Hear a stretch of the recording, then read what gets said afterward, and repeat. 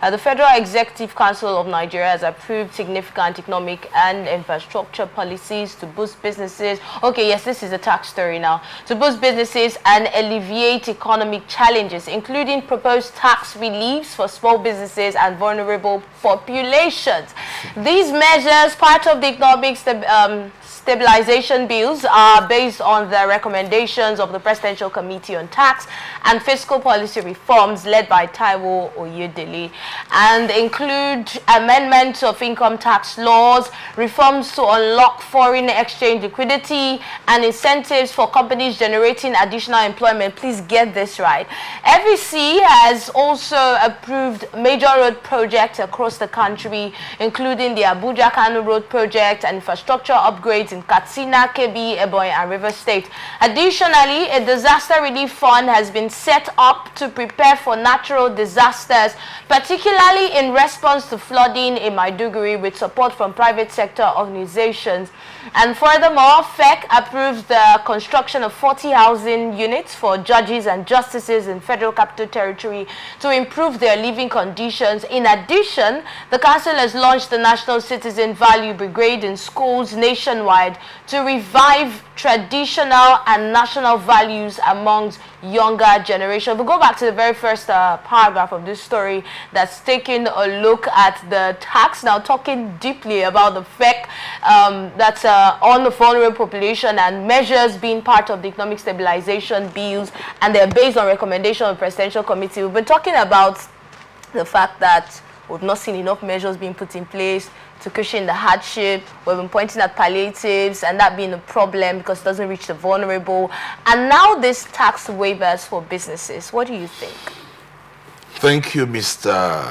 Ayodele Oyedele, for this recommendation by your committee to Mr. President to waive for tax waivers for small businesses. What is going to be the definition for, they have to come out to tell us what are the definitions for small businesses. What business range do you consider small, so that the people out there, you know, one thing you must know is you must interpret policies to the common man. The common man must know what you mean by small businesses. Secondly, the common man must also know the age range of businesses that you consider still small. Okay. So maybe businesses within the age of 1 to 5 years duration, or sorry, 0 to 5 years duration. Businesses within this range are considered this for this and that. So these are the things that we should also hear from them. The second thing is there must be a strong information set out there from the executive arm that must extinguish every form of bureaucratic bottlenecks that will want to stall this policy implementation. Because it's one thing to announce it from Abuja, it's another thing for it to cascade down to the states. And another thing is that the state cannot be left. You know, sometimes we always blame the federal government. The state cannot be left out of the blames. When you say small businesses, and then people have gotten this information, you know, you... But isn't it something that we should applaud? I applauded. I think I began by saying thank you to Mr. Oyedele and his committee for this recommendation. But the truth is, when economists have actually done this analysis, they've told us time and time again that you see the small businesses, although when they say small businesses, we're not looking at, I know a lot of our minds will go to really like macro, right? There's the macro, there's micro, then there's small, there's large, there's medium, large, and all of that. So when we talk about small, it's not the macro. All of these are included. So it's based on the financial weight of the business, right? So it simply means that a lot of the businesses in Nigeria are going to be benefiting from this tax waiver. And that simply means that our economy definitely would be affected in one way or the other, impacted or affected in one way or the other.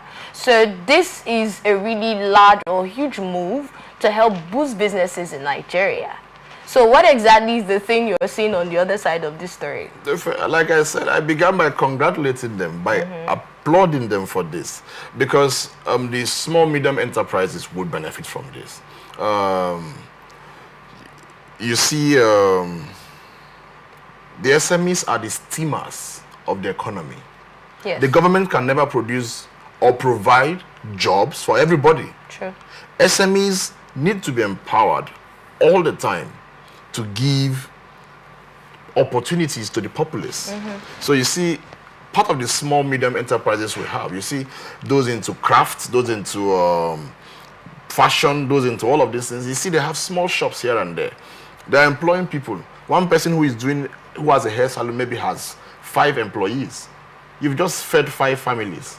Another person who is doing a barbering shop there has 6 employees. The other person who is doing a fashion store has 10 employees. And like that, they are benefiting. So this is is a positive policy that has been pronounced. We look forward to implementation. That's why I said they should be able to stall bureaucratic bottlenecks, because when Abuja gives a declaration, Abuja is not Port Harcourt, Abuja is not Maiduguri, Abuja is not Lagos, Abuja is not Katsina or Akwa Ibom and all of that. So when these policies have been pronounced, what do we do to drive quality implementation? That's why when you asked the question earlier, I said we have 2 problems: policy making and implementation. We have to make good policies, and we have to be able to drive down the good policies. So for me, this is a good policy. But on the other side now, is this a policy that is pronounced as a means of making us to look away from the 27.5% increment by the CBN? Exactly where I was going to go, because if you put that side by side, the increase in the interest rate and then this waiver, would that, just like the labor coming out to tell us that even though minimum wage was increased to 70,000 naira, because of the increase in fuel, it almost feels like there was no increase. So that's what we're saying. There was, in fact, when you talk about minimum wage, there was virtually no increase. So when you look at, there was virtually no increase, because when a man is going to buy food, if we'll come to that. Okay. I'm sure that there's a topic that will bring us to that. No, actually. Okay. when a man wants to buy prepaid meter units, and he's spending around 30,000 to 50,000 a month because he's in band A, where is he going to get money to feed? Where is he going to get money to send his children to school? Transportation is on the increase. I mean, for those of us in Port Harcourt, moving from Choba to Rumola is around 1,000 to 1,200. From Rumola to Oil Mill is around 500 naira. That's something that used to be 200 naira. You can see. So when you increase minimum wage to 70,000, what does a man with 70,000 naira stand a chance to take back home to his family? Obviously nothing. So when you say there is a tax waiver, what the CBN is, because most of the times these small medium enterprises thrive on soft loans and grants and all of these things, and now you are telling us that we cannot access loans from the bank except we are ready to pay a 27.5% interest rate. So when you make some policies and we hear some other things behind, that's what I told you earlier, some policies begin to look clandestine. What do these small businesses really need to thrive better? Small businesses need access to basic amenities. First of all, electricity, which is now on the increase, and one of your topics we're going to discuss talks about a forthcoming increase in electricity tariff again. Then they also need access to good roads to move their products and services from place to place. They also need access to finances, financial services. That's where the banks come in. That's where what CBN is saying is frightening. So for them to access financial facilities now, they have to go through a harsh 27.5% interest rate payment. Most people set up a business plan and go apply for a loan to push the business plan. But at the current staggering rate of 27.5%, you may end up not succeeding in the business. Another thing is the lack of investment in our local content. You know, many people do not believe in the local content. When I mean local content, I don't mean doing things locally. I mean what local we have production that exists within our locality. So somebody who is a millionaire, let me give you an analysis, can go to the market, look at maybe a palm slippers that they are selling for 6,000, he has the money. He would price that palm slippers for 3,000. But the same person will be in Dubai and buy a palm slippers for 6 million. Why do we do that? Why do people do that? It's lack of faith in our local content. That's even taking it far. Even right here, right? You walk into a supermarket and you don't mind paying more for the same products you want to, negotiate and bargain outside from somebody who even needs the money more. But exactly. Is that like a mindset? Why do you think we do that? So it's not even just about local content. Because sometimes even in those supermarkets, some of those things that are being sold are the same things you'd buy outside, but you want to negotiate outside. That's the problem. So these are the things that the SMEs are facing. These small markets, small medium enterprises, they are facing these challenges. You see, I'll be saying, I have a talk this afternoon in the conference, and I'll just say one of the key statements I want to talk about in the conference. It is a Jewish word called fagin. It means if you are in our locality, in the community, and we want to buy this, we come to you. Even if somebody outside sells something even cheaper, okay, and can deliver it faster, the Jewish tradition says we buy from our own. Now, when we buy from our own, if it is substandard, not up to expectation, not meeting global demands, then we invest in it. We correct the producers, the manufacturers, and let them know that this is what and what should be added. Then they go implement it. Then we keep buying from them. And then we have a global business. So that means one of the reasons some Nigerians would prefer to patronize foreign products is because they feel our products are substandard. Exactly the point. So when you keep running away from your standard... Can you really blame the people? If you look at the Jewish culture I just talked about now, you would blame the people. You would blame the people who are running away to buy elsewhere. You would blame us, because one way or the other, we're all part of this. You would blame us for running away.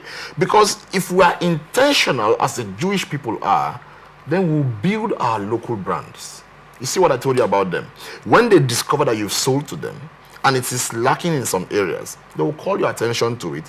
They will invest in you. They will mentor you to ensure that you get to the standard level. And then they continue buying from you. So they could have run away and left you stranded. And the next 3 years, you close down your business. Because you will not meet the global standard. And you will not have the market to sell to. So what they do for you is they help you to grow. And then they sustain you within their landscape. So you are selling to them and even the global space. So when we keep running away from our local content, we'll come back someday and there will be no local content. Because we must have used this technique to discredit, disqualify, and discourage these local producers. Let me give you another example. We have local manufacturing, local road construction companies in Nigeria. We would rather go bring in foreign companies to come get the job done. Because there have been too many complaints. Now, if we bring in this Jewish tradition, develop our local construction companies, then they will wake up someday and be at the same level with the so trusted foreign construction companies. So it's a simple thing. All right. Let's hope that we would come together and, talk about this mindset and implement it. But when you talk about road construction, sometimes, let's look at, let me not give any particular example of any particular road, but sometimes when we have road constructions, you hear some Nigerians complaining, oh, what company did they give that road to? We look down on a lot of our companies. And sometimes our companies can deliver the job at the same level. But we already have that mindset It's a mindset. It's not like it's reality. We already have that. It's not. So it's not. It's an reality. Illusion. It's an in illusion. most cases. But some people have had this experience. Do you know that? I used to wonder when I go to the mechanic to repair my car. These guys were not trained in any school, any university. We trust them with our cars, and then they tell you, "Oga, driver, throttle, match brake, match brake." Some people would even say they do it better. And Oga, na this thing they worry the car. And that's the problem with the car. And they fix it and you go back home. So you see that it's a mindset. It's a mindset problem. We already feel that our local content is not good enough.